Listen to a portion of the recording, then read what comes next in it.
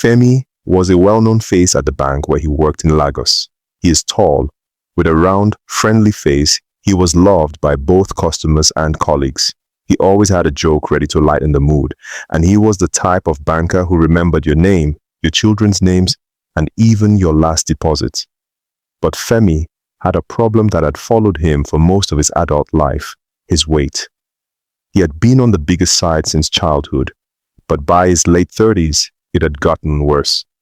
Between the long hours at work, endless sitting at his desk, and Lagos traffic that kept him on the road for hours, Femi barely had time to rest, let alone exercise.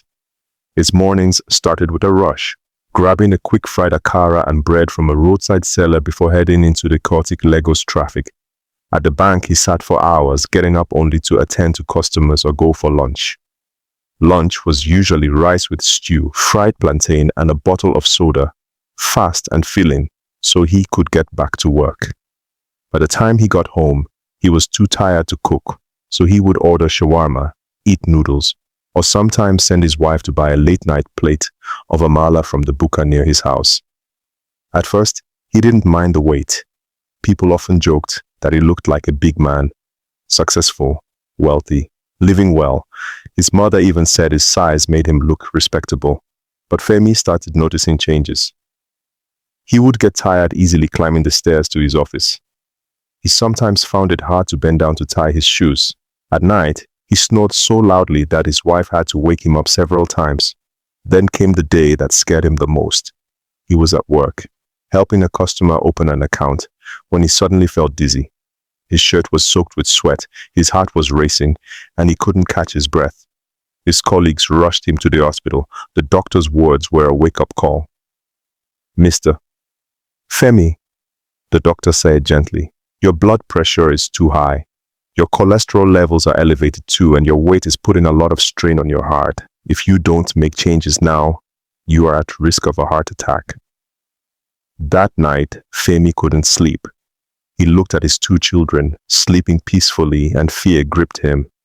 He didn't want to die young and left them behind. The next day, he made a decision to start living healthy, starting with his food choices. It was not easy, but he started small. Instead of akara and big loaf of bread, he switched to oats and boiled eggs in the morning. He stopped drinking soda and started carrying a water bottle everywhere. During his lunch breaks, he took a 20-minute walk around the bank premises rather than sitting at his desk. At home, he convinced his wife to join him. Together, they cooked more vegetables, reduced frying, and made dinner lighter. He even joined a small gym near his house, going 3 times a week after work. At first, his body ached all over and he almost gave up. But after a few weeks, he noticed he could climb the office stairs without gasping for air. Months passed. Slowly, Femi's body started to change. His trousers felt looser. His doctor smiled at his next checkup, saying his blood pressure was back to normal. His children proudly told their friends, "Daddy is fit now."